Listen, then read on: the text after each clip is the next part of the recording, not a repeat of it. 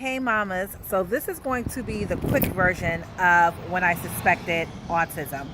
Now the story starts, my son, he was a toddler, he was around maybe 3-ish, and at some time I noticed that he used to have tantrums, and these are not like your ordinary tantrums. These are like tantrums like the 100th degrees. So the tantrums in which he's like hitting himself on the floor, banging his head, breaking my dishes, staying like in the middle of the street for like 5 minutes at a time. I mean, horrible. And this is kind of one thing that I picked up in a recent video that I did, that sometimes symptoms and signs of autism may look like regular toddler-like behaviors.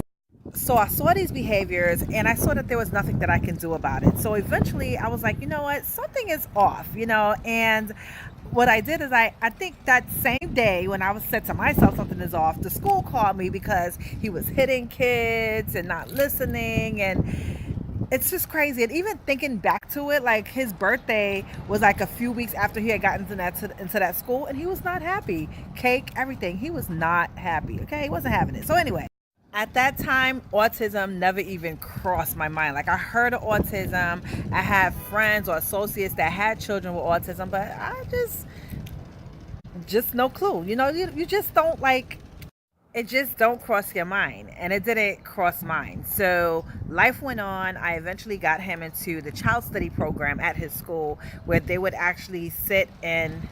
So child study came in and they did, their evaluation, and he was able to receive services, so speech and vocational, but they didn't diagnose. So eventually, there was just this one specific behavior. He started banging his head in the bathtub, and I had to get stitches. So I was just like, you know what? I'm going now to seek professional help, which I did. So I saw a therapist, and she said, hey, it sounds like he has Asperger's. Now, she was not a doctor to diagnose, but she knows the signs and symptoms. So that's when the word Asperger's or autism was introduced into my world, and that's when I had to start looking it up and all of that. And then I went about the proper channels to get him diagnosed. So by a neurodevelopmental psychologist, a doctor, which took 6 months of waiting, but it got done, and that was the diagnosis.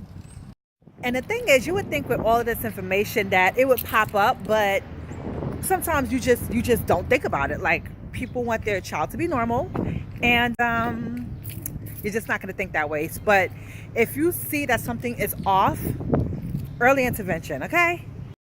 Now, on this note, I love to tell you about my upcoming webinar, From Suspecting to Accepting, basically as moms coping with your emotions after you've been told that your child has an autism diagnosis. There's help out there for your child. However, you have to get over yourself, your denial, your fear, your guilt, your anger, so that you can get your child the help.